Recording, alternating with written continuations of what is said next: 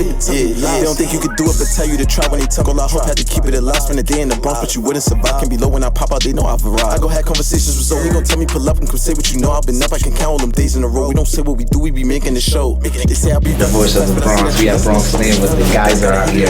Can I get a yeah? Can I get it? Leave them all right where they at. Try to diss me, I bet I don't even react. Put a show on, I bet you somebody gon' I pick me a book up and drink me some water, invest in the stock. You Haitian? I see it's Zoe, so I'm assuming Honduras. My name is Lorenzo. Your name is what? Lorenzo. That's my name. Yeah, I know. Your first name is Lorenzo. That's my first name. Yeah, that's my nephew, Rennie. We called him Lorenzo after my pops. Yeah. Because it's my sister's daughter, so his last name is not Lorenzo. Right. Yeah. Damn, this angle is fire. Yo, you just coming at every angle in here. Yeah, you just heard you.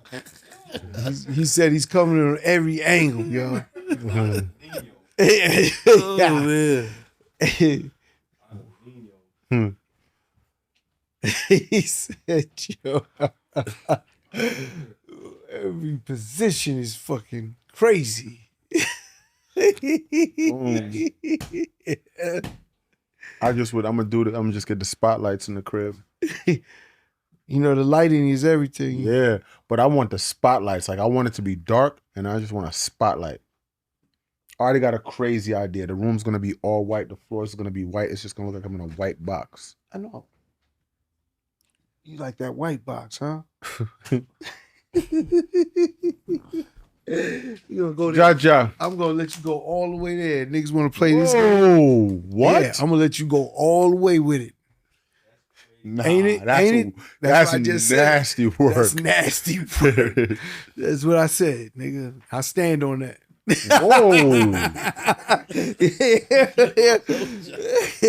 Niggas gonna have a bunch of clips for me, nigga. Fuck out of here. Look, look what Kim said.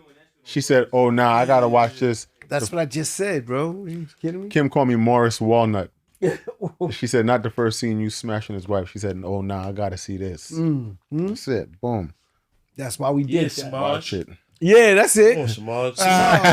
Call him by his name. That's good. Niggas did some homework. Yeah. That's what's up. Come on, Lele. Come on, Lele. Lele. Them in high school used to. Lele. That's never good, man. He said it was one of the most. What is it? One of the most. Damn, what'd you say, nigga? Like it was the most memorable moments of your life. Yeah. I was like, knew you wanted a family. When you say that, I'm like, what? This nigga really trying to get this bitch. You know, the only thing we needed was like a better looking restaurant. What was that shit? Chills. Yeah, Chills was looking like it was chilling. Chills was okay. The problem was the fucking. Hold on, didn't the place get? The original place got moved or something. Yeah, that's something happened and we had to go there. Oh yeah. You know, shit happens on set. You ain't got time to change. We on a tight schedule and we got to figure out. And it was cool. You know what Rich didn't do? What? The funny guy, the dude there, he didn't give him no credit. Oh, the spray wire foot. What's his name? Funny salesman or something? Yeah. Right. We're ready to go? No credit. All right, peace and love, world. Welcome to another episode of Conversation with Zoe. We are here live in effect, man. This is a legendary day. This is another monumental day on the podcast, man. We have on the couch today, we got Chris Gotti. Yes. You know what I'm saying? Co-executive producer of the film Ballin, out now on Tubi, you feel me? I always want streets! We got Safaree, man, father, entrepreneur, actor, all like that. Doing great things. I'm a father. Yeah. Father as well. And happy fathers to everybody. I'll be a daddy. You know what I mean? I'll be a daddy to some people. This guy's crazy. Yeah, it's a fact though. You know what I'm saying? So listen, man. Welcome to Conversation with Zoe. How's everybody doing? Great to have you here. Yeah, man. Zoe, thank you for having me, man. Thank you for having us. This is a great time promoting this movie and giving us this platform. Ballin' the movie out now. Ballin' out now. Number On one on Tubi. Tubi. Go see it. Don't play with me. Pause. Right. Is that better, Kyle? Right. Shout out to my guy P2 setting it up. You know what I'm saying? Making things happen behind the scenes. No, I appreciate you, my guy. So listen, I got some icebreakers that are really your guys' tweets. Sure. That I found. So It's only right we start here with Safaree. Watch my new movie on Tubi called Ballin. Let me know what y'all think. Right? What does this movie mean to you? It means starting something just from like the ground up, it being an idea, and then it turning out to like what it is right now, just as far as seeing everything we spoke about come to fruition and seeing it laid out like officially. It means a lot. It's a great feeling to be a part of this project. I remember when Rich Black, shout out to him, he's like shout out Rich Black. Shout out Andy. Yeah, you know what I'm saying? He's the writer on it, or one of them. I don't know how many writers on the movie, but I feel like Rich, two. Okay, I remember when Rich came with it, and then when Chris became a part of it, a lot of things got swapped around, and I feel like for the better. Yeah, because I changed shit. Yeah, Rich is wild, and I feel like we needed this perspective. We needed that OG New York perspective to just come in and say, all right, let's go this way with it, you know? Right. You know, it's a great thing he said, just to tap in on that. I'm not going to pause all fucking day. No, we don't have We're going to tap in on that too. But at the end of the day, that question you just asked, like, what does it mean? And, you know, how many things have you thought of, right? Started, may never finished, or not even started. That's why it's so important, in my opinion, because it comes from an idea, and then we seen it through to the finish line, and now we're here, like he said, came to fruition, and now here it is, out, #1 on Tubi for new black films, you know, on Tubi, which is a big deal. How many things you could ever say you was #1 at, you know, in life. So I don't take anything for granted. For me, that is the starting point of where we starting this filmmaking business endeavor, and you have a super talented dude right next to me here as an actor, like, and it's a part of him that no one gets to see, that I got to see. Pause again, when we was making the film, the personality, because you know everything is perception, and you see what you see with Safaree and all these other things, and to me, he's not the best perception, and he's a great dude. This is a great father. This is someone that you see doing this in real life, not pretending, not in front of no cameras, and you get to experience it. Then you want to see. That's when you start saying, you know what? I want to watch this nigga win. I want to help him win. And that's what I'm here. That's what I'm telling you. Like, thank you. Appreciate again. that. You know what I'm saying? I want to help him win at whatever he's doing because he's a good dude. Yeah. And that's the reality of it. And he could really act. And, you know, when he's on the screen, he lights that screen up. Yeah. We always could use new leading men, black men, in the acting space. Absolutely. So I got a tweet for you. Go ahead. Find a purpose and leave a legacy. You know, finding a purpose is really what wakes you up in the morning.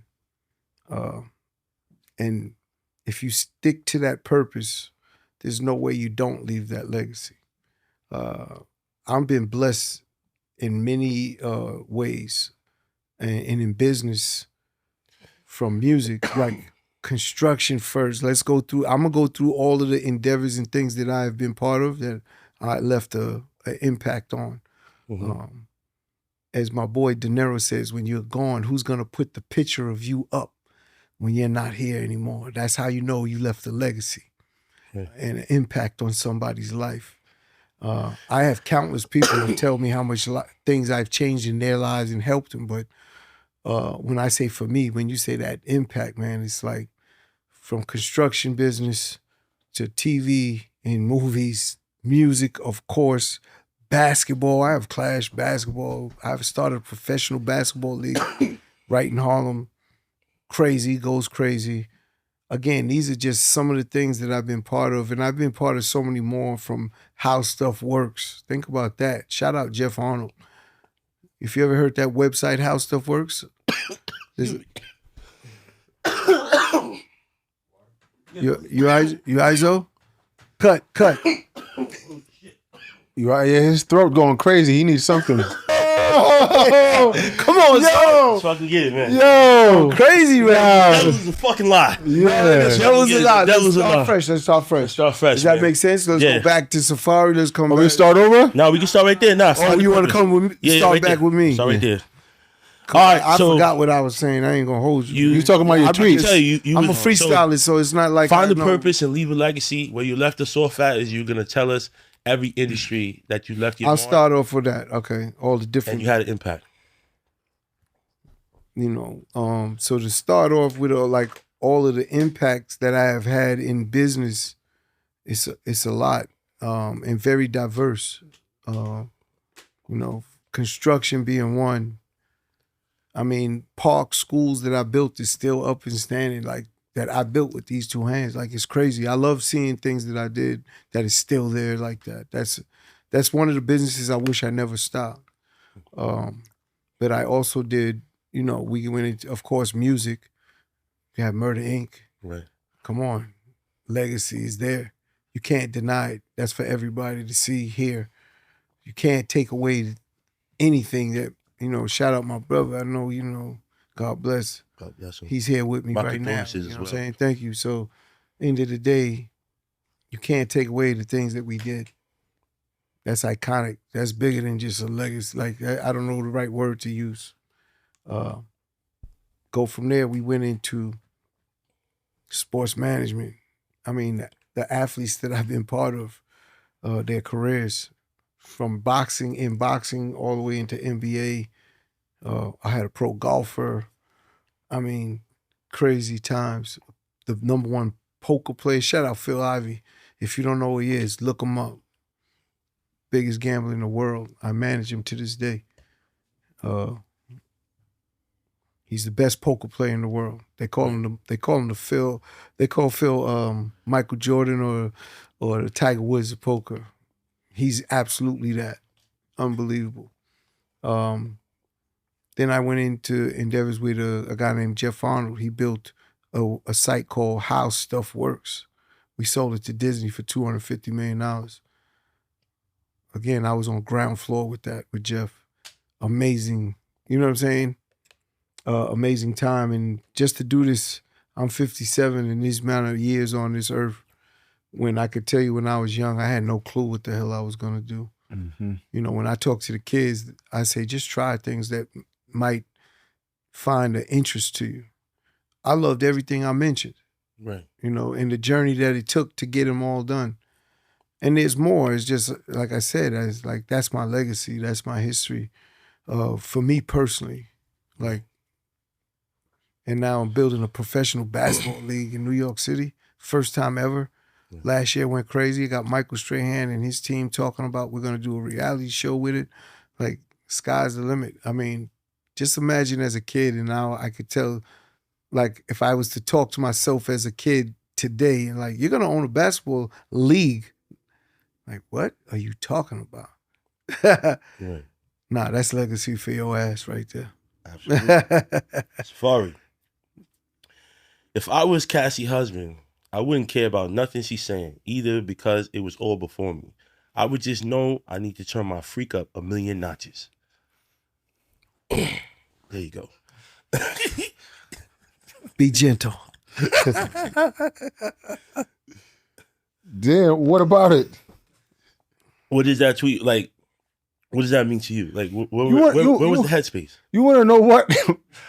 Sometimes I gotta stop tweeting because sometimes I would just be thinking some shit and I go and say it, and it's like I be thinking, ain't nobody looking, ain't nobody paying attention. And no, they watching, bro. Yeah. Bro, Then that one went on the shade room too, man. And it's like I just was saying it like a real nigga. Like, damn, if I this is what my girl was doing before me, like if you're saying if you really still fuck with her, like, and it doesn't affect you, her past. All you saying is if that's her past and you found out, you got to turn it up. Yeah, I got to turn it up because I'm never going to judge somebody for what they did before me. How much oil can you get, bro? Right. I'm gonna use coconut oil. Yeah. I like coconut oil, but So let's just go to the next one real fast. mm-hmm. If I was Cassie, I'd take that money, leave America, and live a peaceful life on an island where nobody would know me. 10 million can last a lifetime if you live normal. Yeah, living in America is like, it's just made to drain you. Mm-hmm. Like, unless you living in the middle of freaking Omaha, Nebraska, Arizona, middle of Texas or something. But everywhere else, it's like, bro, these major cities is made to break you. If I get 10 M's in one shot, I'm out. No social media. I don't even want no one to let them think I fell off the face of this earth and let me just be somewhere. You going back to Jamaica? Jamaica's hot. Yeah. It's hot. Is out. Jamaica hot. Yeah, Jamaica's hot in all senses of the word too. Like it's to be low out there. You it's possible, but it's like they might be on your back. Yeah, they gonna know you be there and they know you got bread. It's a lot. Yeah. Right. So I seen something you reposted on. I think his name is D1, the rapper. He got the light skin dude with the dreads. But you'll catch the drift. D1. The impact of sexually explicit hip hop, right? And you wrote, what are your thoughts on this topic? I feel all women are in big trouble because of the way they are glorifying this behavior. He is right. Women will never be taken seriously with this type of behavior. Man, it's listen, I'm from a big family. I have 8. It's 8 of us. It was 5 sisters. So I got a lot of little nieces. I got a daughter. And in this day and age of hip hop, it's sad because they're exploited from the sexual content they have to actually do to make their music. And they could have dope music, and most of them do have dope music. But they got to keep up with the Joneses. Yeah. Again, I love Cardi B. Amazing. She came from the stripper community to being the #1 rapper, to being the most successful, I believe, female rapper right now. I think she was just listed as that. Man, that story's amazing. But the flip side to the coin is she's influencing so many little girls that may not have to go her route, right? They have to find their own identity, but this world is followers. Right. And that is the part that she that if I was talking to her in a business thing, like she's probably more conscious about. Right. She had a boy, right? She has boys. Yes, she has a kid. boy. She got two girls, one boy. She has 2 girls. Yeah. Okay, so those girls that she has, the question is, would she want that for them, right? As successful as she is, does she want her girls to walk through that same lifestyle and drama? She knows all the drama I'm talking about for female artists. I'll never forget the day. Well, I just don't want to say, but it's like there's an artist that I will say that I'm very close with that thanked me because the way we took care of her. Okay? Because once she wasn't next to us, it was like, hey, you want a beat? What could you do with this? Could you beat this? You understand? That's the female lifestyle that females artists is dealing with, whether they admit it or not. They're getting offers from everybody all the time. And that's like, it's not fair. Yeah. I'm a protector of females. That is not fair, but that's the game they're in. I never did that. I never abused my power for any woman or anything. That's not even in my thought, because I got a mother, I got my sisters, and I got a daughter. You understand? And nieces that I would never want that on them. I believe in karma, so it was something that I wouldn't do. But at the end of the day, when you read that tweet, that is the problem with what's going on in this game today. They have to be exploited. It's very hard to get an artist like a Lady London, right? She's very lyrical, but she won't get the same accolades. Makes incredible music. Yeah, not in America. Not here. Yeah. They're not going to give her the same shake. You know what I'm saying? She has to actually be more, let's call it explicitly, I don't want to, more sexy in the way she does things. She's and at the end of the day, it's just crazy because that's not the art form. Men don't get judged like that, but women, they get judged like that. And how do you tell someone, and I want the women to understand, I'm not knocking what they're doing in the sense of they have to feed their family. They found a way to do it. I get it. They just have to understand, as a female, this is what other females is going to do. And then they know that if they don't do it, the next one will, and then they're worried like that. I mean, the game is crazy. Yeah, as I see like new music videos from female artists, it's like each video, they're like wearing like less and less. What's and next to like Nah, there's some that's straight up naked to the point where they just like blurring out stuff, and then you just. It's next is they might as well just do porn. Then let's get to it, right? Is that what's next? Is like that's the progression, and it's crazy. It's crazy. Like coming from hip hop, the earlier rappers, MC Light. Let's think of the line of MCs that are female, where it originated from. The Lady of Rage and even Queen Latifah to this today. Yeah. But it's like it's the pressure. So the powers that be, these labels, that's what they think is needed and want, and they're forcing whoever they're signing to be in that same likeness and image. That's the problem. Because they have no vision. The fucking people at these labels have no vision. They just want to print money. So they play it safe. Meaning, if that worked, let's do it again. A new person, new face, but someone else, but a different version. And that's how they look at the business. There's no visionaries in music that I see at the top that control the artists and what's coming out in the music. Right. So last word for each of you. So I have the Diddy trial made me realize I'm not a freak. I'm an angel. Damn. That's you? I tweeted that too. Oh, man.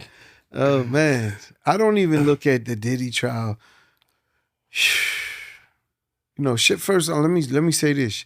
Shout out Diddy. Hopefully everything goes good for him and his family. I don't wish no one jail. How about that? And when I hear what I heard, because I stopped following the trial, I ain't gonna hold you. I stopped. I maybe the first week I was like keeping up, but now it's like.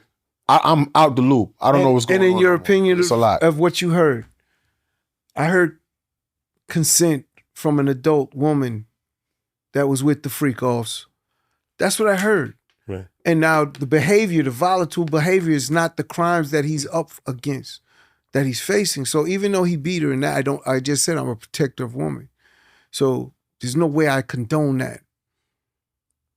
But that's a domestic violence fucking problem. That's not a federal crime. So put it in the right category. There's no way that man should have been held and still being held without bail, and he's a freaking billionaire. The injustice to me, when I look at that from a legal standpoint, is ridiculous for the charges. And it seems like they just wanted to get inside of a mogul's freaky escapades. Yeah. Right? It's more for entertainment than actual justice. To me, that's what I see. It's like, come on. Everyone was like, they love him, and she's texting, she loves him, and she's with the freak-offs. What are we talking about then? Seriously. And they changed laws for hip-hop, man. Don't get me on my black shit, because it's fucking crazy. Because rock and roll groups been doing this forever. No one got brought up on no charges. Forever. They was marrying 14-year-olds. Forever. Oh, Elvis, right? Yeah. Come on, I don't need to bring up everyone. Yeah, but yes. He's one. All I'm saying is no one talked about it in a negative way at all. But when it's a black man, they not only locked him up, but they hold him against with no bail, like he's a flight risk. That nigga ain't leaving nowhere. He's going nowhere. He was supposed to be home and fight this case from home, and it's foul.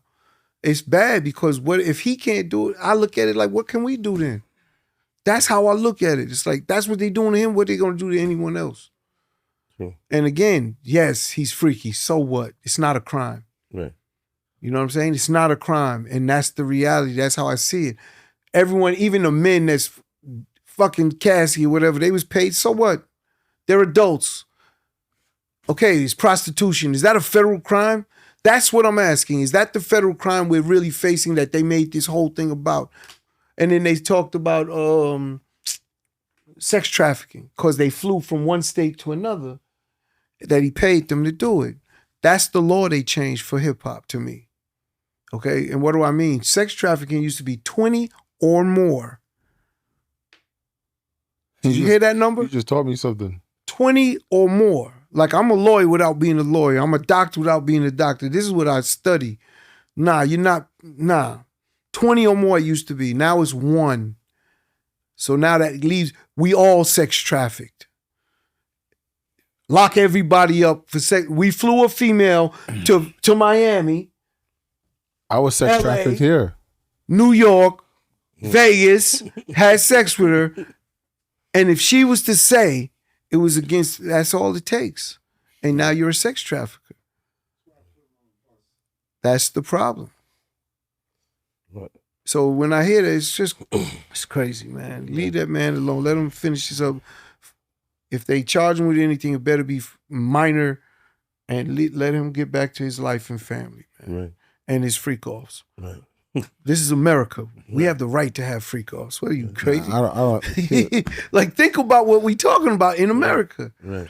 Like, I'd be scared to have a freak off again after that if I was him. I would You bet. been in freak offs? Nah. Or in a freak off?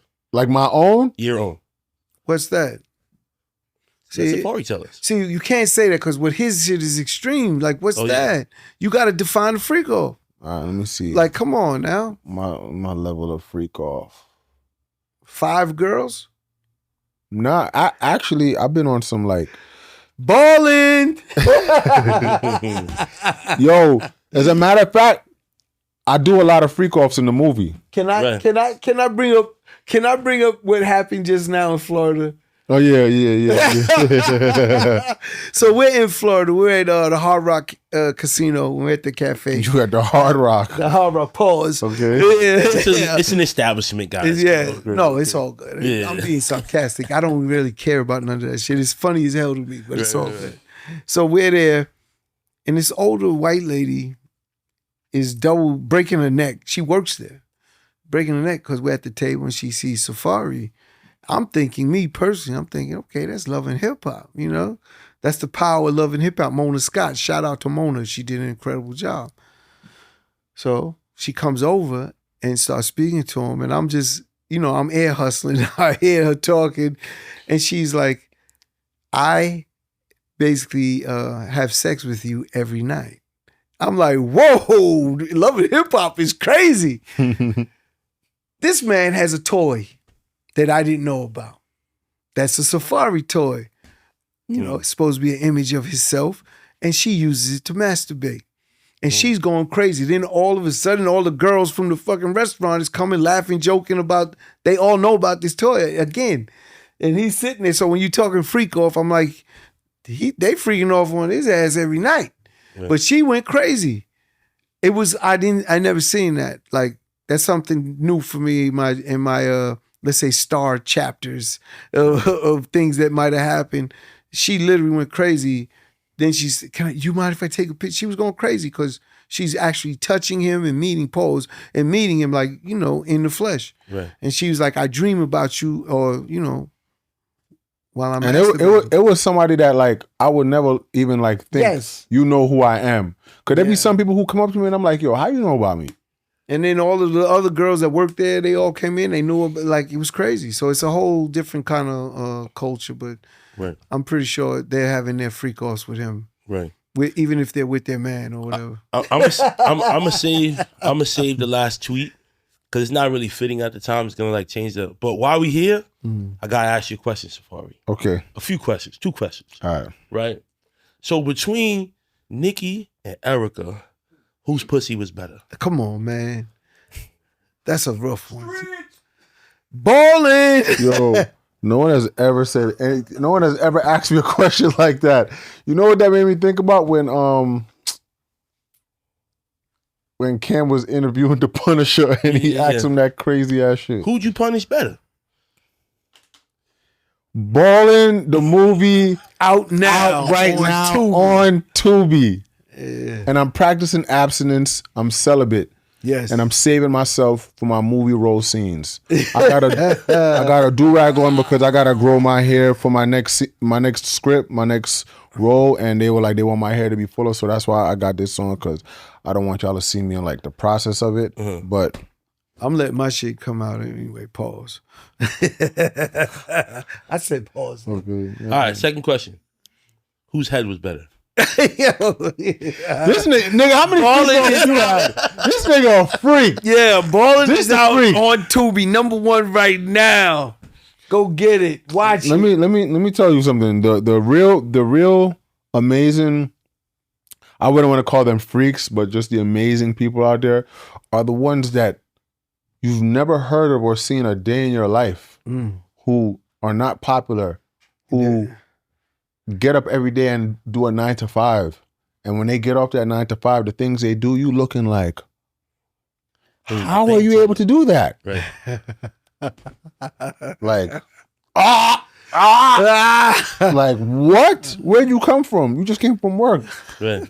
But I'm just saying, I'm just basing that off of like me being Samaj Anderson, not Safaree Samuels. Right. Yes, Samaj was out there. Right. So let's get to that. So have you ever has there been a point in your life where you feel like you were very toxic? You know, I feel like people who don't know me, who just see whatever they see and don't really know shit, they like to say, oh yeah, you're toxic. But bro, I am the king of walking away from bullshit. Like, that's why I can't nobody pull up no mugshot of Safaree next to nobody. Like, I ignore shit. I'm a Cancer. Like, I don't argue.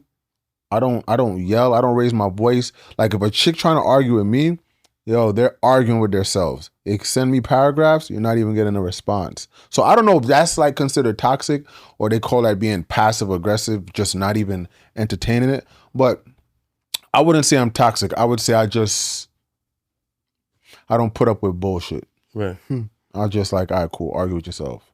This is question goes for the both of you guys. Are people more attracted to people in relationships? Hold on, say that again. Are people more attracted to people in relationship? Oh. I mean, Samaj, you are. That's Samaj, you are. That was your character. Fan?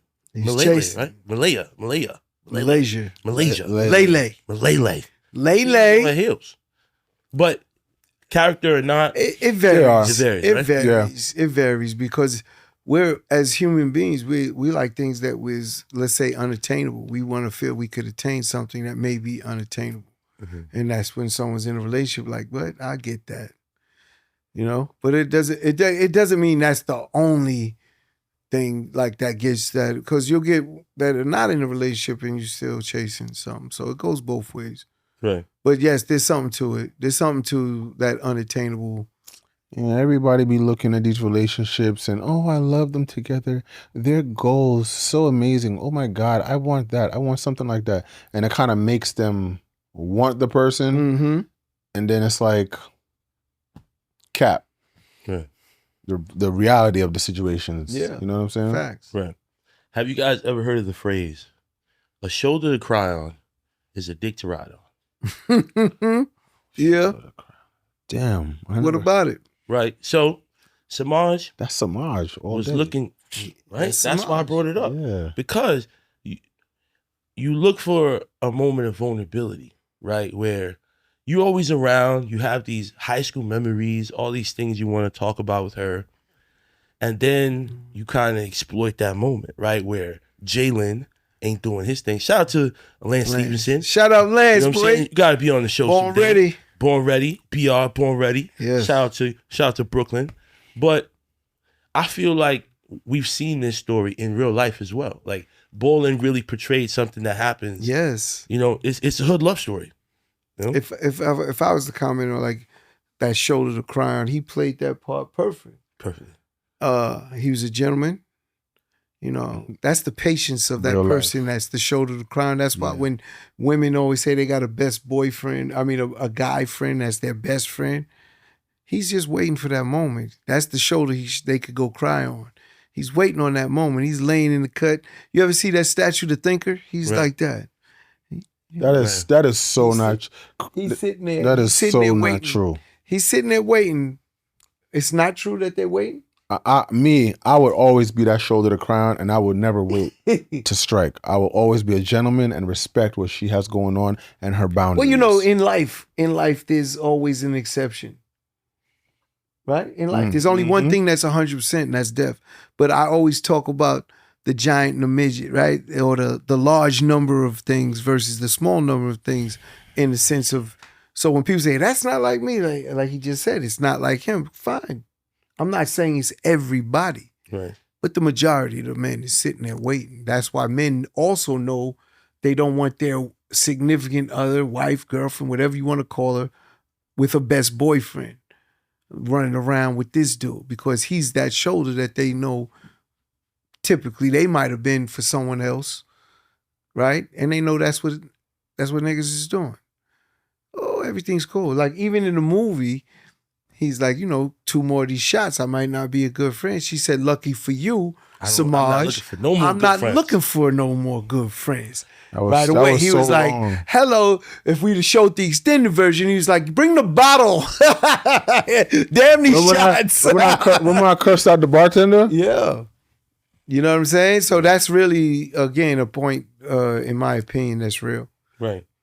Who wrote the scene where you got the 3 of you, Jalen, and Malaysia, have dinner the day after you smashed? Ain't that nothing? Ain't that some shit? Ain't that nothing? Sounds like real life shit to me. Yeah.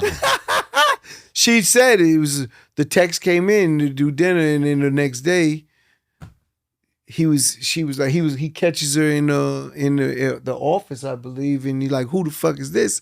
And she's like, it's Samaj. If you want, you could come to dinner. He invited me to come to dinner. So he just showed up. Remember, he pops up. Mm-hmm. She didn't really tell him come. She just let him know, and then he showed up. Right. So yeah, I like that scene. That scene was very mixy. Yeah, that's what. But I had a lot of fun shooting this movie. I ain't gonna lie, and with just it being a thought, and then actually shooting it, and then just like he said, there's a lot of time we shoot shit, and it doesn't necessarily get finished, and for it to get finished and be at the quality that it looks like, because I ain't gonna lie, when we was doing it, I was like, man, I hope this shit look good. Yeah. And then when it was done and I'm seeing like the quality, I'm like, okay, cool, this shit looks. The story came together. Yeah, the story came together, the coloring, the sound, audio, everything. It just, it's a process, and that's the actual art of filmmaking when you're making a movie. Right. So, as us being, grown men, yeah, do you guys know the difference between love and lust? As a grown man, of course. But have you ever been in love, Zoe? I don't think so. No? How about you? I thought it was love, but I definitely been in love. Yes. I'm a Cancer. When's your birthday? It just passed, June 11th. June 11th? Oh, happy belated. Happy belated. Gemini's is nuts. That's why he asking me them crazy ass questions. Gemini niggas is crazy. My security of Gemini, he's crazy. Yeah.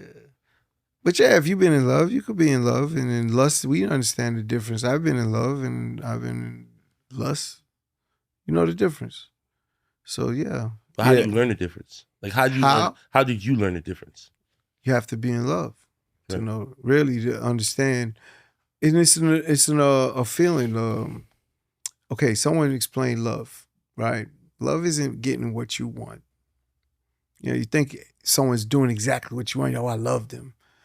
Nah, that's not really love. That's, of course you love that. They're doing everything you ask for. It's when they don't and you're still fucking with them. You understand? And that to me is more love than anything because you're going against things. That is love. And that's how you know the difference because even when it's lust, once the minute they acting like they not doing it or you're not accepting or tolerating anything but it's a difference. And when you fucking with someone, you actually start compromising things you never thought you would compromise. And that's when you know, what, this one might be a little different. You know what I'm saying? That compromise. You got to understand that for yourself. You never have to say it out loud. Shit, you never have to say it out loud. But if you understand that part, you understand that's the difference between love and lust. I feel like with lust is like that. It's like that joint where you get that text and your heart start pounding and you just start thinking of that throat and like all the spit and the grime and the sounds and the eye contact and the squirting and you just like, yo, where you at? What you doing? When can I see you? That's lust. Like that's lust. And then that's love. And then love is like when you care about the person, how they doing, how they feeling. Like it's different. If they're affected with something going on in their life, you like, damn, how like can I help? Like how could I help you? Oh, you bothered by this? damn, I feel that for you. Yeah. But then it's like, if it's lust, you like, oh, you dealing with some shit. Damn, I can't hit. I'll see you later. All right, cool. Just, let me know when you done with that. You know what I'm saying? Get through it. I've experienced them. But loving and lusting someone too that's when it gets toxic. Yeah. Love and lust at the same time, because that's possible. Oh, that's very possible. You get the right one and it's like, whoo, she's all the things you just said and you care. Woo. Right. Now you're a simp. That's when when you need 3 towels, you got to sit on top of 3 towels and it's spit all over the place, and you like, and it's just a huge mess. Yeah.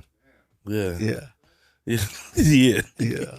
Now you that's different. Men like Jalen, who have a good woman and take her for granted, right? Mm-hmm.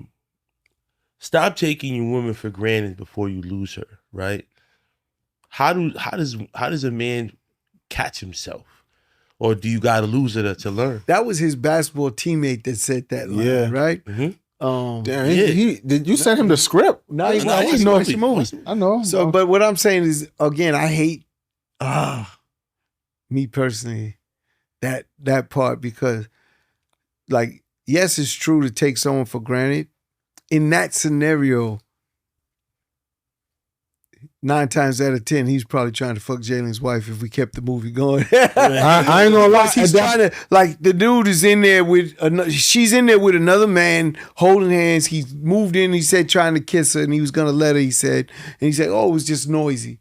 Why are you making excuses for another dude and the actions that's like you knew? See, when I read that line and how I felt. Some just his means. Yeah. But you know what? Or he was the one sitting there waiting on. Right. But at the Lele. Holla. At the premiere, when Homeboy said that part, the entire theater's clapped. I remember that. Yes. When he said that part, all the girls in the theater was like that was because that's a female thing. Yeah, so stop taking us for granted. The whole theater clapped for that part. That's why I enjoyed it. The premiere, watching the movie was crazy. with like a group of people. It's a complete different experience. Yeah, over from 300 watching people it in my came crib. out to the theater. Man, we had a great premiere in Florida with this, and the reaction. Yeah, I know. Again, one of our partners, Andy, he loved that he seen the reaction, the way they was talking to the screen, and the whole thing. Real experience that he got to see. That was a great part of this whole process. Right. I mean, you guys are in Jalen's position in life as well, right? So how do we balance relationships and fame? Pray. I ain't gonna lie, I'm tired of this shit. Like that. I would ask him. I don't look at myself as a star. I know I have some type of celebrity. You're a celebrity. I understand, but I don't. Me personally, I don't look at myself. I would ask. I said you're a celebrity. Yeah, admit it. Just I don't. But I really move. I'm everywhere. Celebrities don't move like me, right? So that's why I don't feel like that. Right. I don't ask for things that they ask for. I don't look for things that they look for. I'm just me. But at the end of the day, here, Safaree, he moves different than I do. And it's very clear. Like, again, even in the makeup, he'll have all the jewelry on. I don't do jewelry. I put a watch on, but that's it. Yeah. I don't really care about jewelry or nothing like that. This is part of his makeup. But when he gets dressed, he's thinking of what I'm putting on. You want to know what, though? Before I was even known like that, because that was you. My father, big time, my father growing up, bro, he used to have 10 gold chains on, a ring on every finger, watches, bracelets, or it's like heavy. Because he was a big dealer back in the day in Brooklyn. He had buildings on Flatbush. He had Brooklyn on lock, Brooklyn, Bronx, and all of that. You know what I'm saying? And he was big in the Jamaican community. So I used to see that. So even before all of that, like I was into jewelry. Like I said, I'm not knocking it, but that is, to me, is something that you grow out of it though. Right. Like before, like when he told me, "Yo, we gonna go out and meet some people and we're gonna be doing stuff like this," I was like, "Damn, bro, I don't got none of my jewelry. I left all my jewelry at home because I was doing my niece's graduation, so I was like, I'm gonna just come here light or whatever." And then when he said that, I'm like, "Damn, bro, like I didn't." Feel like, I like the kit. the kid. But then it's also too though. I feel like I'm kind of easing up off of it. I'm getting older now. Like before, I used to want everything big. Now it's like I like small, little, like cool. Just have something light, small, and it's like I'm chill. Yeah. So as far as Safaree, how old are you? My birthday is next month, and I turn 63. I'm gonna be 65. He laughing. Yeah, the nigga don't believe me. Fucking life. How old you think I am? I would say like 37. 37. Damn. Damn, Word. putting years on a man. Word. So how old are you? I'm 57. My birthday is July 4th. I turn 34 next month. Okay. Nah, I'm capped. I turn 44 next month. 44? Yeah. That's the truth. Yeah. All right. So this is a fitting question. Anything men should not be doing after the age of 40? And I want to start wearing ski mask. The shadies? Wearing a ski shiesties? mask. The poo shiesties? I ain't gonna look. If I do it, it's because like I'm somewhere where I just want to be super low and I don't want no one to see me, whatever. But wearing that like as an outfit and oh hell no, that's Bro, crazy. So, you know, I seen it on the record. Nah. I do that going through the airport. And What if stuff that's like their that. job? Well, I was at Kalahari. He had a ski mask on. Kalahari is an indoor water park. So why you got a ski mask on, bro? Where's that at? In Pennsylvania. Or like upstate Jersey, whatever. Yeah, see, that's why I moved to Florida.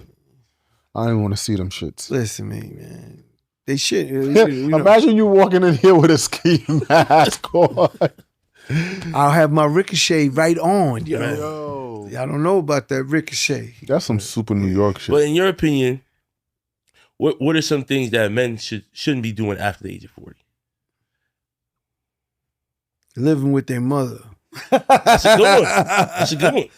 But Biggie said it best. Being broke at 30 give the nigga the chills. Like, come on, that's like as men, we got to figure things out. And that's what leads to, if you didn't start young, you end up being 40 and still in the same places and same environments. And again, I say that with light, but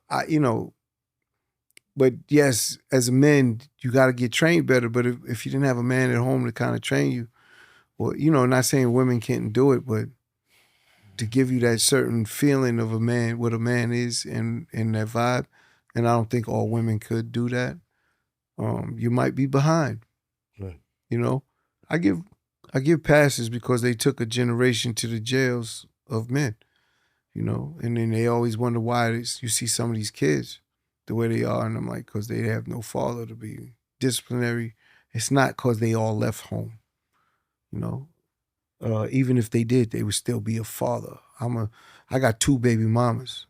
I'm a father to my kids from when they was born till now, So, and I wasn't with the woman that had the baby for both of them. So, is you do that as a man. That's it. So it's like, it varies, and I don't like to put things on people that, if you don't know their full story, why they're late. As long as you're alive, you got a shot. Amen. You can fix everything. That's true. I told a billionaire. That was a stunt. I don't want to say his name, but he's a hedge fund guy. He's one of my mentors, and he says to me, he wasn't the best father. I said, how could you be? You built an empire from zero. You didn't have nothing. He's a Brooklyn-born Jewish man, coming from no money, Holocaust family victim, the whole thing. And he built an empire worth billions. I mean, he was the biggest hedge fund manager last year. He made over almost $3 billion last year alone. See, it's different money than all these rappers and athletes. Different. So I'm bringing it up because he was upset because he was like, he's not the best father. I said, how could you be? You want something, you have to give something up. It's that simple. It's the universal law.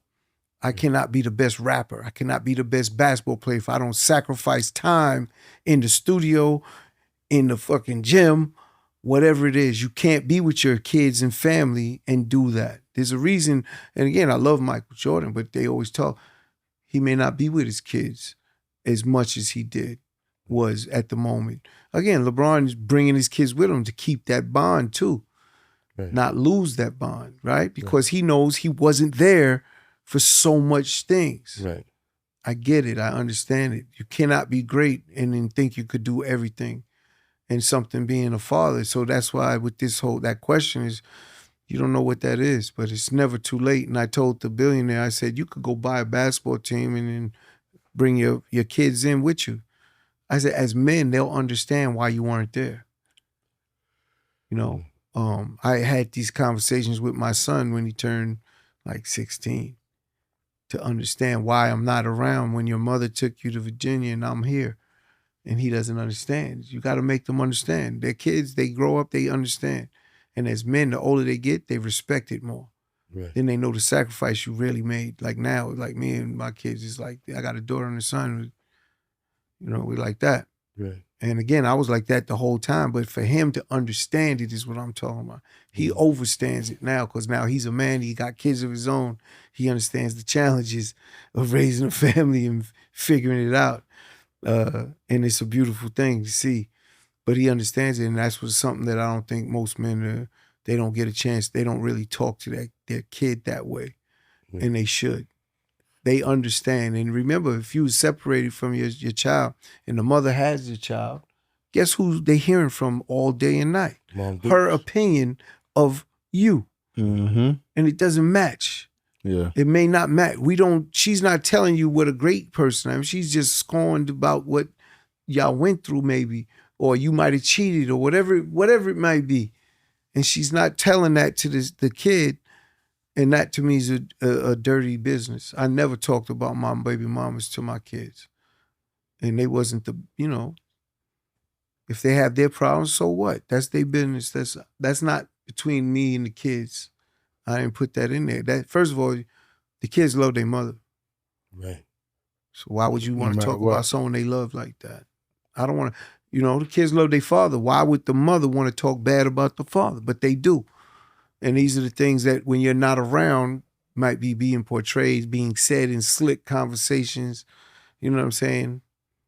And you have to be the one to show them that that's not true if they just take a real look at what it is. Right. I bring this up because I had a friend, write some stuff about his baby moms online the other day. Mm-hmm. And we had to call him, tell him to take it down. You know what I'm saying? But it was like, maybe this is a different perspective that he needed. You know what I'm saying? Sometimes you got to bring, different perspective. That's life, though. Yeah. Life is perspective, and that's what the main thing you just said. You got to look at life from a different perspective sometimes to get a real answer for yourself. Yes, you do. So I think that's super powerful and important for him to hear that, because it's like, bro, like your kids are going to see that. People are out there. And that might cause mad resentment. Bro. Because something you can't fix. You airing out her dirty laundry online. Yeah. And it's not cool. And a lot of the times it's like, you're never going to win when you start going in that way back and forth with a woman, especially online as a man. You know what I'm saying? Right. Yeah. Is there anything you've ever seen about yourself on the internet that you was like, that's not even me? Like, that's crazy. Shit, a lot of shit. Because with me, like from doing Love and Hip Hop, and it's like people see shit and they really like believe it and be like, oh my God, when your wife told you she was pregnant, the way you responded to it, you're such an asshole. You idiot. She was 6 months pregnant when she told me that. You don't think I knew that? Like you could see she was pregnant. Crazy. I'm filming a TV show. They want the turmoil, they want the drama. Well, you know what I'm saying? Was I supposed to jump? If I jump for joy, there's no show. Right. They're gonna be like, oh, she said she's pregnant, and he's happy. One of the best things making a movie with Safaree and even Lance, I got to know them, and I knew Lance forever. That's like I said, my nephew. But if you don't know them, you get to see a different side of them, or what's portrayed of them, or the perception of them. And both of these brothers is like amazing men. Such good-hearted, soul, grounded men. And it's like the world don't get to see that. They don't care, though. They don't want to see it. We're going to fix that. Yeah. Safaree, can I tell you what my sister said about you? Tell me. All right. So I sent the picture of you guys in the group chat. And she goes, Safaree, another notorious woman hater and narcissist. Yes. How? Exception. Talk to my sister. That's the She's tripping. What is she talking? Why am I a woman? Why am I a woman hater? Shit, bro. I've been in long relationships. Say that. So this is what people got to realize when they be trying to. Jennifer, Poppy shit. This is what people need to realize when they say like ignorant shit like that. I'm not somebody who's just bouncing woman. Okay, boom. I was in a very public relationship. Boom, 12 years. That didn't work out. When you with somebody for 12 years and you break up, you're like a fish out of water. Yes. As an adult, I'm like, okay, now I'm single. How does this shit work? So I'm gonna be dating and learning how to like. I don't even know what dating means. Like exactly, it's like I'm swimming and learning to walk again. When you just come out of that, so then it's like, okay, cool, boom, that don't work. Then I'm getting into situations on Love and Hip Hop where most of these shits weren't real relationships. Right. Like my marriage, that was real. But then there's situations on the show where we get together. Yo, what's up? What you doing? Oh, okay, cool. New season coming up. What you want to do? All right, cool. I'm with it. I don't care how I look. They pay good. Let's get this money. Boom, that's it. Business. It's business. So people watching that shit and they're like, oh my God, I can't believe he's doing this. This guy is such a nigga. Crazy. If I was to be on that shit being a nice, good guy, nobody would watch the show. Would it be boring? They would have fired you. I'm the only nigga who was able to be on Love and Hip Hop, New York, Atlanta, Hollywood, and Miami. And you know why? Because I played ball. They want me to be the asshole player, boom, boom, boom. Right. Like, Samaj was balling. So Yeah. tell your sister he did his job. Yeah. like, So and then, for you to think that of him, perfect. but another thing too, Because he sold This is it. legendary, man. yeah, but another thing too, right? With me, let's say there's shit that's put out about me, bro. Do you know what I'm doing? Fly ill shit in real life. I would feel like the biggest bitch to be here on my phone. Oh, let me go on Instagram Live. Hey guys, that's not true. This is what's going on. Jenny, you ain't shit. Man. Like what? Go suck your mama. Huh? Like I'm not gonna be sitting. Bro, I'm a man. I cannot be sitting here clearing up shit. It's like boom, boom, boom, boom, boom. Oh my God, no, guys, this is not what happened. This is what happened, bro. Because let me tell you, that would be a forever back and forth, especially dealing with a woman. I can't do that shit. I got real shit to do in real life. Right. Come on, bro. And You got business to get She got to. you vexed, man. yeah, like what the hell? We shooting movies. I got scripts to memorize. Right. We got lines, baby. We got deadlines to make. So Yes. Right. This is legendary. oh, Jennifer, she tripping. But yeah, absolutely she is. But this is good because we mentioned business. I want to talk to you guys a little about business, right? What makes a good business partner? Money. It depends what you're looking for. Right. See, again, I say that with sarcasm because money is very plentiful when you have great business. Does that make sense? Like if I have a good business idea, we can find money from so many places. It's easy to get money. Money is never a thought for me in that sense until it's to the point of, okay, we got to start chasing down this for some money. But what makes a good business partner is, again, being smart, considerate of, like when you, anything with as a partnership, you got to be considerate of the other person. I got to understand not only my side, but his side or her side, right? It got to be understanding. So you got to be very considerate and be open-minded to ideas and creativity, especially in this space. Right. Because just because you have an idea, it might be a better one. And you have to be open to it. But it goes right down to dollars and cents. We could break down that idea and say, you're right, this is a better way to go. And then that's how you move. And that's what makes it, to me, the cooperation. Right. You know, someone with smarts, with cooperation and creativity, oh man, you're going to win.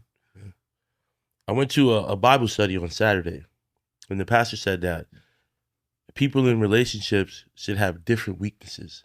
Weaknesses? Weaknesses, yeah. In a relationship. Next time you go to Bible study, bring Jennifer with you. Jennifer, go to Bible study, okay? You need Jesus. You need Jesus in your life. Jesus, God. And judging, it doesn't go hand in hand, Jennifer. All right? The hell out of here.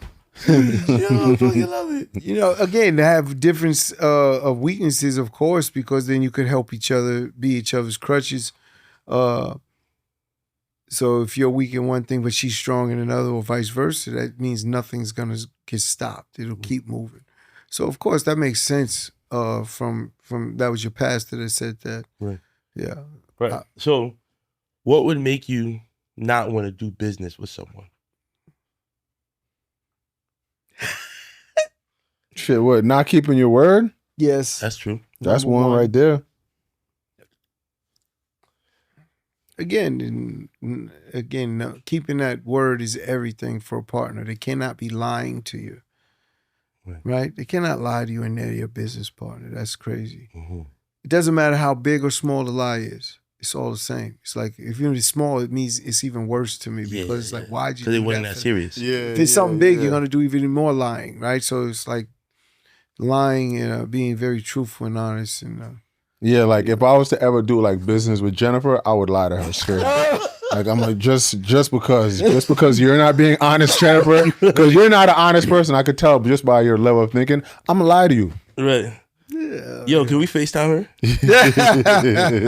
Yo, Is really your sister? Yeah, my sister. Look, and I wrote it in the chat, and she's like, how did he receive that? You interviewed him? You gotta talk to her straight. Call her right now. Call her right now. What up, sis? It's street. It's it, not street. Is our audio No. good? Yo, pass this? What's up, Jennifer? Someone has a word to say to you. Yeah. Hey. Hey, all that shit. What's up, Jennifer the narcissist? How are you? the man hater? For real? Damn, what's up? What I do? They be freezing. They freeze up. Yeah. Wow. Don't kill him. Listen, I'm just sitting here. I'm heartbroken. My energy is thrown off. I was in here in such a good mood, and then I'm like, damn, why would she say such a thing like that? And she's never met me before. Listen.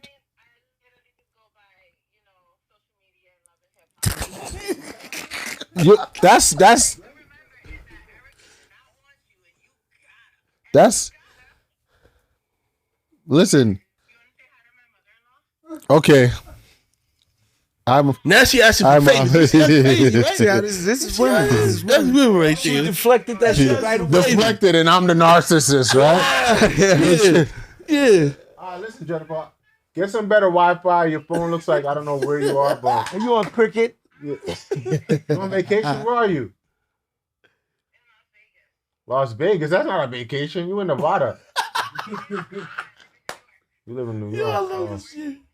I love this shit. All right, nice meeting you, Narcy. All right, bye. I'll call you later.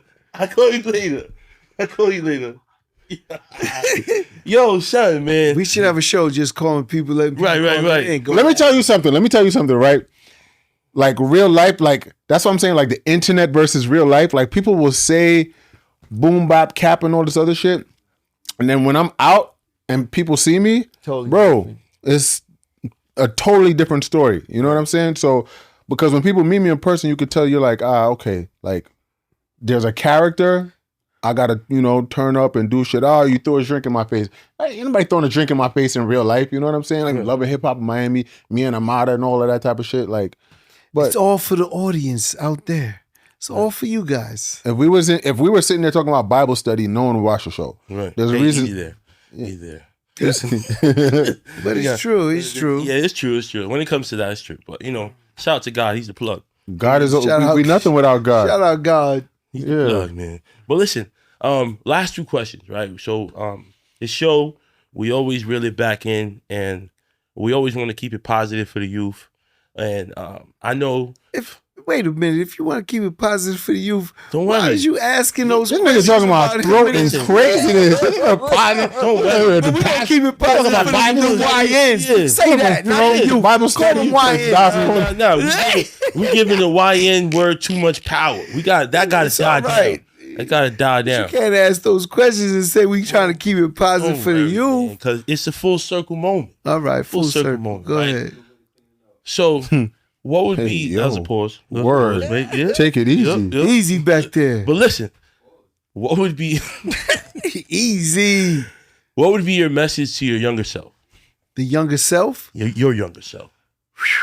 I think we was just talking about, like, if I was talking to myself when I was younger, you know, I would have started what I'm doing younger.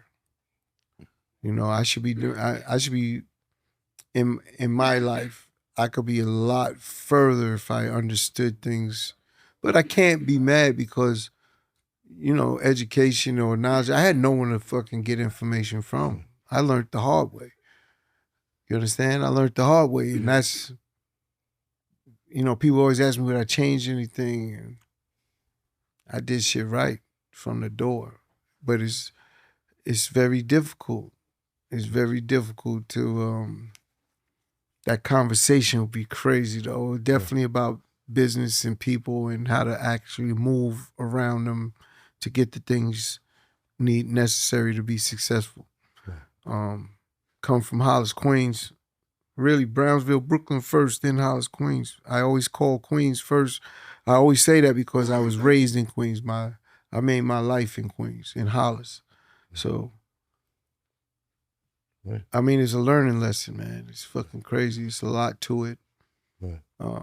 But definitely conversations about people and how to move and navigate. I think Jay-Z said a song, it's like it's easy to navigate with these guys after you had to worry about people killing you and doing things like that. So I look at it that way, but I wish I could have explained it to my younger self so I could have been further on earlier. Right. Message to your younger self.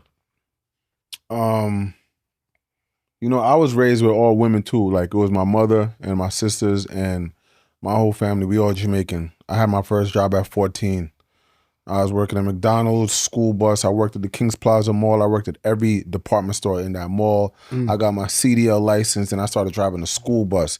Then I got the B license, started driving a garbage truck. Then I got my A license, and I started driving tractor trailers. So I was always like in that hustling mentality because my mom was working 3 jobs. We went to private school, and now that I look back at it, it's like, where I'm at now, I'm like, damn, I can't believe she was doing all of that and we never saw her sweat.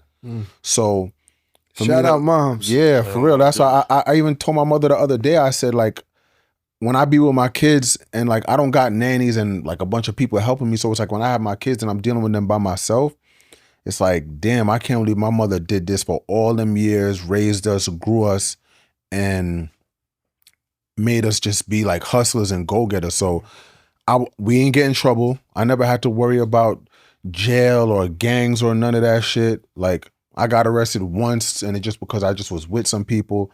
And, you know, my mom's just made sure that really and truly growing up, I ain't even really have no regrets growing up. I wish I could have started everything that I'm doing a little earlier, if anything.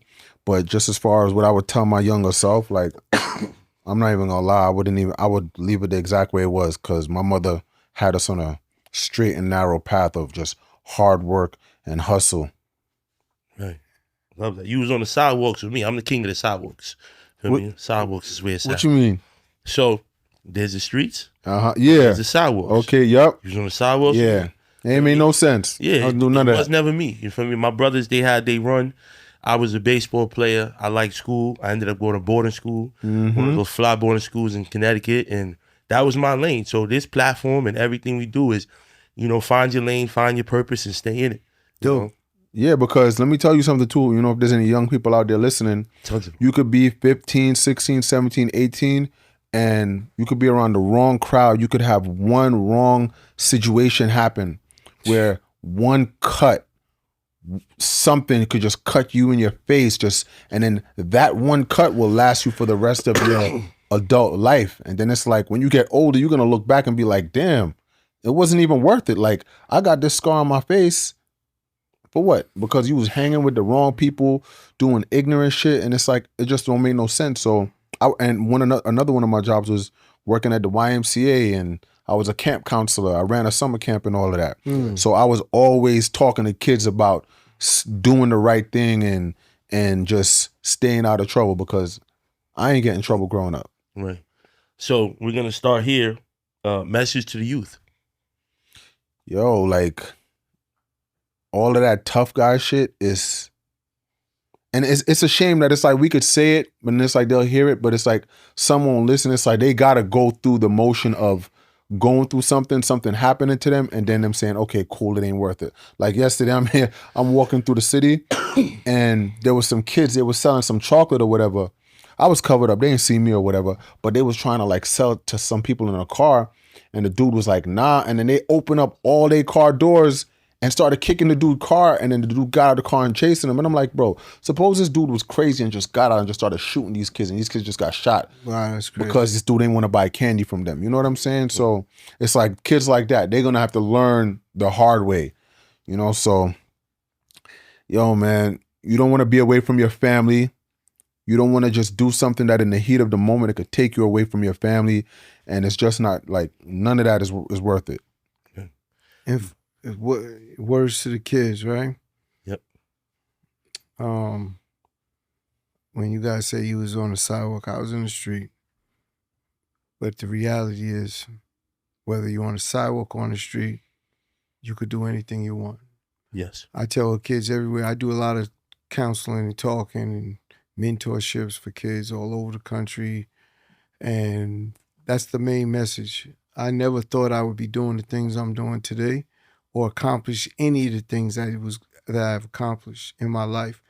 And if you find something, I recommend kids to always try things, because you might find something you love and have a special gift at and passion for, and that will take you wherever you want to go. So try things, and again, anything. Don't be afraid of anything. You could accomplish it. I'm from very humble beginnings, man. It was 8 of us. My dad worked, my mom didn't. She was the disciplinary. My dad, I never hardly seen in the early days, because he was a cab driver. Didn't have enough. He had just enough money to be broke and poor. Like like we didn't get food on Friday. You had to figure it out. And I'm talking about from young. Like, but my mother, he would give her like $10 a shop for 8 kids every day. And it just gave me a lesson in discipline and understanding and making sure. So that was what drove me to be successful, even if I was doing bad shit. Right? Right. But you could do anything. There's nothing I thought I'd be dead at 25. I'm still here. I'm 57, about to be 58. And that's a fact. And the reality is, it's nothing I can't do. And I proved it. Like, I learned how to do construction from zero, from nothing. Built a company over $40 million. This is before music. Music, we took it over. We was doing over $200+ million a year. I ran every bit of that. Irv was the creative. I was the business. I mean, there's nothing you couldn't accomplish. I didn't go to school. Back to choking again. That's crazy. The cough is back. Oh. It took me 5 years to get out of high school. I just didn't apply myself. I was running streets doing crazy shit at 15. Damn, I was in high school 5 years too. Right? Yeah. Yeah. I ended up leaving and getting my GED. No, I got my high school diploma, but there's a teacher, I always remember his name. He's my electric teacher, Mr. Budnick. And I was really good with my hands as far as, like, I could put stuff together and everything. Like, I used to take radios apart, put them back together, TVs. Like, my mind just worked like that. If I watched someone do something, I could do it. And in electric, I was building stuff, and he was like, oh my God, you're so talented. But I never went to class. So that year, he gave me a medically excused. He changed my shit on my transcript, so it didn't look like I just took off. Right. And he helped me with things and got me through and he's the reason I got my high school diploma. Right. So the last one, I know I wanted to save this for the last, because I feel like at the time it wasn't going to fit. But the last tweet. I got to see the growth of this musical genius firsthand. They don't make them like Irv Gotti 187 anymore. The DJ turned A&R exec became vertically integrated force. Through the latter, he launched Murder Inc. Say that last part. Through the ladder, he launched Murder Inc. Through the ladder, yeah. Whew. It's my brother, bro. It's my little brother. I raised her. I never let him see anything I did bad until we got older. If I did it, Irv did it when we young. If I played football, Irv played football. If I played basketball, Irv played basketball. If I DJ'd, Irv DJ'd. You know, the way we got our equipment, again, we had no money. And someone told me there was like 200,000 in the crib. And me and my man Nick went in the crib, tied the nigga up, found a few $1,000, and I seen equipment. I told Nick, I'm not leaving here with nothing. Okay, you know? And out of something negative was born something so positive. It's amazing. God works in mysterious ways. Yes, he does. It was my equipment. I was the DJ. Irv became the DJ, as you all know. I remember seeing that. Yeah, I've seen that before. Again, it's on my equipment, my coffin. That's where the turntables was. That was all from the house. Me and Nick Robb. I never told Irv the story. I don't believe he ever knew it, and he passed without hearing that. Damn, that's crazy. Because I remember he was asked, "How did you get your equipment?" And he said, "I think my brother and my sister bought it for me." He definitely said that, and so I was like, man, he don't even know how he got the equipment, what I did to get the, you know what I mean? Right. It's just crazy because life is like that. Life is crazy. Right. But out of something negative, turned into something so amazing and positive, because that's the birth of DJ Irv. I remember my equipment was in the garage, and I didn't want niggas to rob the garage, so I would tell them, don't get in there and play that shit if I'm not home. Because they'll go break in the garage. You know what I'm saying? Mm-hmm. Everyone in the neighborhood knew me, so I just knew if I'm home, it's safe. But when I'm not there, they're going to come in there when no one's there. Right. I go in, I'm coming home one day, I see Baby Jermaine. Baby Jermaine, shout out Baby Jermaine. That was Irv's protege. Irv taught him how to DJ. He from the block. And he's walking down the driveway. I'm like, yo, what you doing? He said, don't get mad. Irv's in there with DJing. I said, what? I'm pissed. I ripped the garage open. Everyone get quiet. It's like, Rodney in there, Irv, and a few others and shit, and they all quiet, Teron, and they quiet. They not saying nothing because they know they can't be on my shit.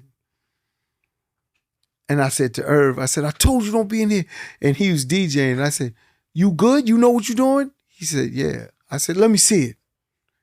When I tell you this nigga started doing all the tricks you can imagine, he's spinning around, bing, bing, bing, bing, everything, elbows, threw the handcuffs on, behind his back. And that was the last day I DJ'd, or even thought about DJing, because I seen something different in my brother. And I said, all right, well, keep the music down. When I seen how good he was, I swore on everything. I said, yo, keep the music down, and I closed the garage and I left. And all I kept thinking from that moment was, how can I help him get better? I did it. Wow. I helped him get better. Wow. I would buy equipment, anything he needed, I did it. And again, he would never know how I did it. He just knew it got there. Right. I never sold drugs, so I wasn't on the block. When I say I'm in the street, I wasn't on the street hustling. I looked at hustling as weak, because a lot of the dudes on the block wasn't making money. They just had gift fresh money. They didn't have no real money. I had motorcycles, Benzes, BMWs. I'm 21 years old, like 18 years old. Like, it's nothing. These niggas barely got money to get in the bus and to get to somewhere. You know what I'm saying? And I would pick everyone up on the block, go take them shopping, and it was just a different time. I watched niggas get killed in front of me. Everything. It was crazy. Yeah. But I never would tell Irv or bring him into what I'm doing. He wanted to get active as he got older. He's 3 years younger than me, so all my friends were his friends. So I always make jokes. It was used to be, that's Chris' brother. Then when he got popping, it was like, oh, that's Irv brother. I loved it. That was because that made me feel like I made it. Right. Like I made it because he got there. Right. You know what I'm saying? Yes. It was like, man, I'm an Irv's brother now. That's dope. Yeah. But yeah, when you hear that, there's so many memories and unfinished business that we had that we were supposed to get to, and and every morning I talk to him every morning, and it's a resentment and it's a watch over me because I watched over you. So when you pass, they see everything now. Yeah. So things he may not have known, he knows now.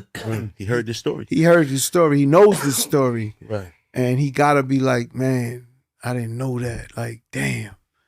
You know what I'm saying? All the sacrifices. I asked him a question, it's crazy. You got a security guard, right? Mm-hmm. And I tell Irv one day, I said, because I used to be in security with not being in security. Right. I would sit out the club while him and Ja would go in the club, making sure they come out safe. I say, text me when you coming out, and I'll come over there, make sure everything's good. You know what I'm saying? And make sure we get everyone out. And I asked him a question when he got older, and I said, what's a good security guard? Because I don't think you understand everything. What you mean? He said, he tells me security guard there, and if something happened, they go get to it. I'm like, I said, that's cool. I said, I don't move that way. If I see it, I diffuse it before it happened. Mm-hmm. So he never even knows it was going down. Right. And I said, that's the problem. Because you don't even put a value on that because that's what went down. Shout out Supreme. Supreme did that too. Me and him would talk all the time about the things we put out before it even got to Irv. So he never thought it existed. You feel me? And that's something I talked to him. I said, but that's how I move. I don't want it to happen. I would rather diffuse it and then it's all good and you never even knew it went on. Yeah. And I said, that's the problem because you're putting a value on somebody else that really, when you get a security guard back in our day, we're at the height and everything, they want to put in work. Yeah. To show you their loyalty. Mm-hmm. Like, this is what I'll do for you. Yeah. Nah, homie. I had to talk them off to that. Right. I know you would do that. Let's work this way. Right. Shout out Son. You know what I'm saying? That was our head of security from Brownsville. Right. Not a cop. One of our niggas. You know what I'm saying? And he made sure anyone that came in understood that principle first. He was raised under Preem. So at the end of the day, he understood. So at the end, that's part of the things when I think about my brothers, like, damn, man, I know you know all of this shit now, but you didn't know that shit then. Right. You know what I'm saying? And I told him to him, I let him know. But, my memories with my brothers is, man, it's endless. It's that many. Right. Right. So thank you guys for your time. Make sure you like, subscribe. Ballin the movie. Ballin the movie out yes. now. Out now. Ballin. Black movie. Let me get a shout out to some of the cast members because, this Safaree is blessed to be here, but I want to make sure I give the shout outs to some of the cast members. I'm going to start with Trey Chaney from The Wire. He was one of the detectives, one of our leads, and he went through a tornado that hit his house in Atlanta, which I didn't even know they go to Atlanta, but obviously they do. And his son got thrown over 300 feet. And he was in ICU. He was under the house when he woke up, and thank God he's okay.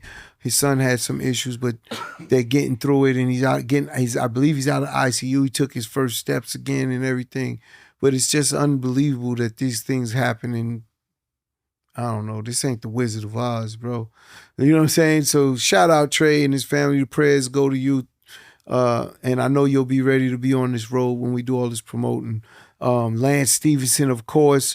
Brenda Paulino, she was a newbie, actress that I had. She was in this Latina Models. That's how I met her years ago. And I always thought she had a different look, and I always thought she could do it, and she pulled off and did a great job as Malaysia or Lele, whichever way you want to call it. Rebecca, again, thank you so much. She's a big influence, over 2 million followers. She was a great detective with Hall. I said Hall, that's his name. Rebecca J. Lobs. Yeah. She did an incredible job too. She's in our next movie we have already called Night Shift. It's a scary movie for strippers in the strip club, and these niggas come in and get kind of crazy with it. Yeah. And that'll be out very soon. My partners Rich and Andy, of course, but and then of course Safaree. Thank you so much for being here because again, this is work. Right. this is work, coming out, talking, you know what I'm saying? Yeah. Did I miss? Who else did I miss? That was the 5, right? It's 5 leads. Right. You know, there's other actors, but those are the 5 Supporting leads. cast and stuff Yes. like that, yeah. That's the 5 leads, though. And I just want to thank them because they made a incredible job putting this film together with me and doing the acting that they did and pulling off, being dedicated to showing up. Because when you're filming, even a podcast, if I don't come and you got people here waiting, it costs you money. Yeah. So imagine for a film, the amount of money. Yeah. They all was with it. They brought it. You know what I'm saying? They came, showed up, and was diligent. And I know they're promoting this. And thank you guys for everything. Ballin 2 and 3, we have it ready. So there is a Ballin 2. We will be shooting Ballin 2 coming up. That's awesome. That's awesome. Well, you guys heard it here first. Safaree, Chris Gotti, thank you so much for your time, presence, your energy, you know, for blessing conversation with Zoe. And make sure you guys like, subscribe, comment, have a fun and safe summer. Try new things, you know, stay safe. And do the right thing. Do the right thing. Ballin'. Ballin'. Cha-cha.